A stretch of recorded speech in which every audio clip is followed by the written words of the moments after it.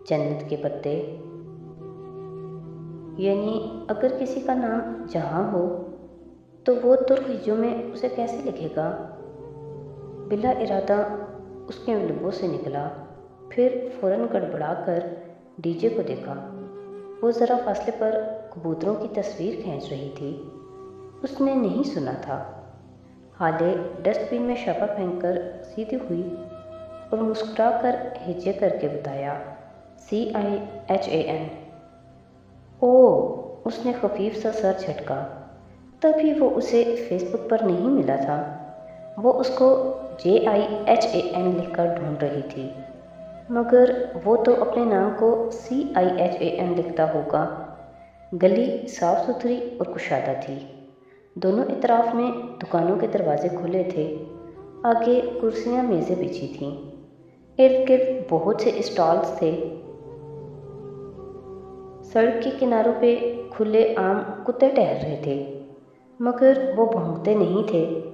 حیا کو بھوک لگ رہی تھی اور وہ اب اس سفر نامے سے بور ہونے لگی تھی۔ بمشکل وہ تینوں اس رش بھرے محلے سے نکلی۔ ایگزام اسٹوڈنٹس کو ان کا پہلا کھانا ایک ترک میزبان خاندان دیا کرتا ہے، اور ابھی ہم اسی میزبان خاندان کے گھر جا رہے ہیں۔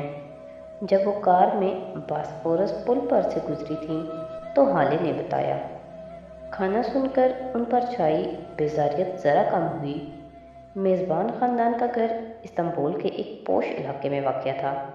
کشادہ سڑک، خوبصورت بنگلوں کی قطار اور بنگلوں کے سامنے سبزے پہ جمے برف۔ ان کے اسکالرشپ کوآرڈینیٹر نے چند باتیں انہیں ذہن نشین کروا دی تھیں کہ ترکی میں جوتے گھر سے باہر اتارتے ہیں، گھاس پہ نہیں چلنا، اور ملاقات کے وقت ترک خاندان کے بڑے کا ہاتھ چومنا ہے۔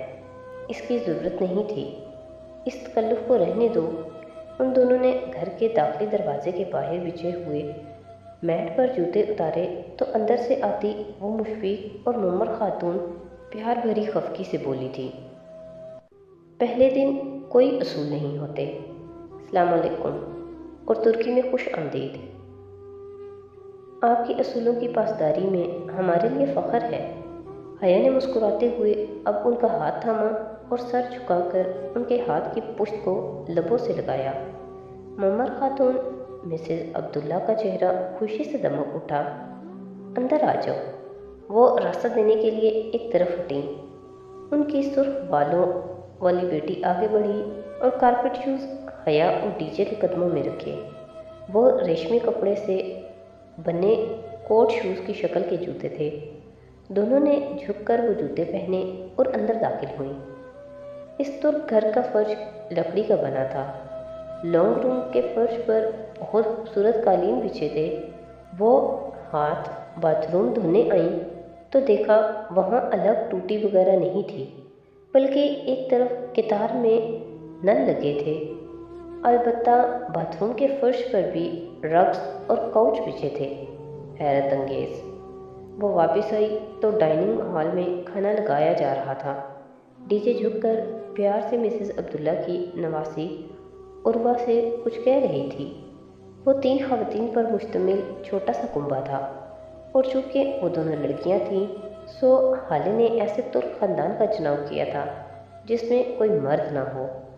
اسی پل مسز عبداللہ سوپ کا بڑا سا پیالہ اٹھائے آئیں۔ ہالے مستعدی سے ان کی ہیلپ کروا رہی تھی۔ تم کیا کہہ رہی تھی؟ تمہارا کوئی رشتہ دار بھی ہے؟ ادھر۔ انہوں نے سوپ کا پیالہ میز پر رکھا۔ حیا نے ایک نظر ملکوبے کو دیکھا۔ جی، میری پھپھو ہیں ادھر۔ وہ سوپ کو زردیدہ نگاہوں سے دیکھتے ہوئے بولی۔ کدھر رہتی ہیں؟ ادھر۔ اس نے پرس سے مڑا توڑا کاغذ نکال کر ہالے کو تھمایا۔ ہالے نے ایک نظر اس کاغذ کو دیکھا اور پھر اثبات میں سر ہلا دیا۔ کل میں ملوا دوں گی تمہیں ان سے۔ کھانا شروع کرو۔ اس نے کاغذ واپس حیا کی طرف بڑھا دیا۔ ڈی جے، ہم واقعی ترکی میں بھوکے مریں گے۔ اس ملکوبے کی شکل دیکھو، مجھے تو پھر سے متلی ہو رہی ہے۔ حیا جبراً مسکراتے ہوئے بولی۔ مسز عبداللہ نے ناسمجھی سے اسے دیکھا۔ یہ کہہ رہی ہے کہ خواتین کا خلوص اسے شرمندہ کر رہا ہے۔ ڈی جے نے جلدی سے ترجمانی کرتے ہوئے میز کے نیچے سے اس کا پیر زور سے کچلا۔ اوہ شکریہ، مسز عبداللہ مسکرا کر کھانا پیش کرنے لگیں۔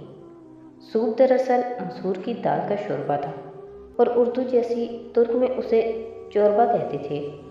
وہ ذائقے میں شکل سے بڑھ کر بد مزہ تھا۔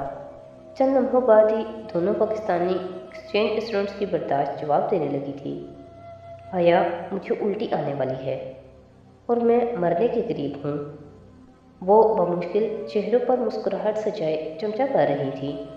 ترک خواتین بہت مرغوب سے سوپ پی رہی تھی۔ چوربا ختم ہوا تو کھانا آ گیا۔ وہ اس سے بھی بڑھ کر بد مزہ تھا۔ ایک چاولوں کا پلاؤ تھا۔ پلاؤ شکل میں ابلے چاولوں سے مختلف نہ تھا۔ ساتھ چنے کا سالن اور مرغی کی گریوی تھی جو کہ منچورین کی طرح دکھتی تھی۔ وہ 1.5 دن کی بھوکی تھیں اور اوپر سے یہ بد مزہ کھانے مزید حالت خراب کر رہے تھے۔ وہی ترک خواتین ہی کھا رہی تھیں۔ پلاؤ کا پیالہ بھی ختم ہو گیا اور ہم پاکستانی میزبانوں کے برعکس وہ اسے دوبارہ بھرنے کے لیے توڑی نہیں تھی۔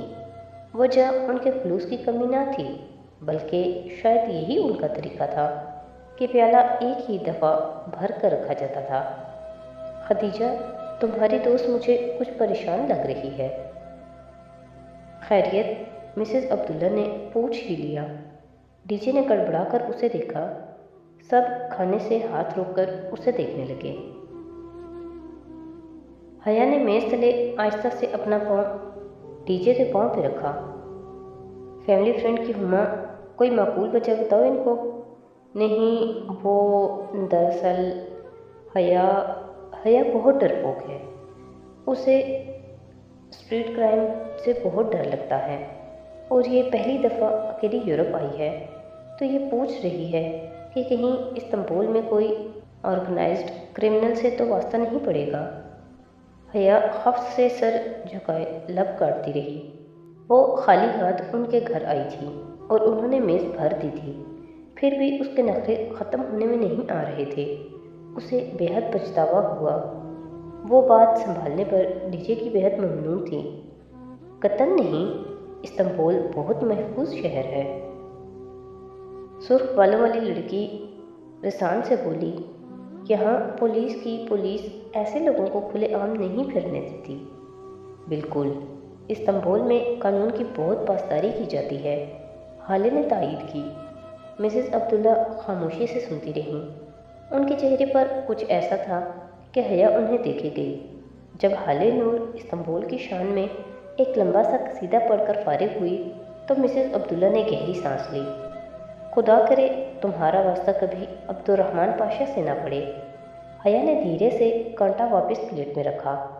ایک دم پورے ہال میں اتنا سناٹا چھا گیا تھا کہ کانٹے کی کان سے ٹکرانے کی آواز نے سب کو چونکا دیا۔ کون پاشا؟ ڈی جے نے الجھ کر مسز عبداللہ کو دیکھا۔ وہ ممبئی کا ایک اسمگلر ہے، یورپ سے اشیاء اسلحہ اسمگل کرتا ہے۔ استنبول میں اگر چڑیا کا بچہ بھی لاپتہ ہو جائے تو اس میں پاشا کا ہاتھ ہوتا ہے۔ باسفورس کے سمندر میں ایک جزیرہ ہے، ببوک ادا۔ اس جزیرے پہ اس مافیا کا راج ہے اور میری مام کو خواب بہت آتے ہیں۔ ان کی بیٹی نے خفگی سے ان کو دیکھا۔ یہ لڑکیاں سمجھتی ہیں میری عقل میرا ساتھ چھوڑنے لگی ہے۔ بالکل ٹھیک سمجھتی ہیں، اور ایکسچینج اسٹوڈنٹس کان کھول کر سن لو۔ حالے نے قدرے دل ملا کر مداخلت کی۔ استنبول میں ایسا کوئی کرائم نہیں ہے، یہ سب گھریلو عورتوں کے افسانے ہیں۔ یہاں کوئی بھارتی اسمگل نہیں ہے۔ دونوں ترک لڑکیاں اپنے تئیں بات ختم کر کے اب سویٹ ڈش کی طرف متوجہ ہو چکی تھی۔ خدیجہ بھی ان کی باتوں پہ مطمئن ہو کر شکرپارے کھانے لگی تھی، مگر حیا کے حلق میں بہت میٹھے سے شکرپارے کہیں اٹک سے گئے تھے۔ ابوظہبی انٹرنیشنل ایئرپورٹ پہ اس نے اس حبشی کے منہ سے پاشا کا نام سنا تھا۔ وہ نہایت مضمحل سا اپنی بیوی سے عربی میں بات کر رہا تھا، اپنے بیٹے کا علاج کا ذکر، مگر ہو سکتا ہے وہ کسی اور پاشا کا ذکر کر رہا ہو اور وہ واقعی ترک گھریلو خواتین کے افسانوں پاشا کا کوئی وجود نہ ہو۔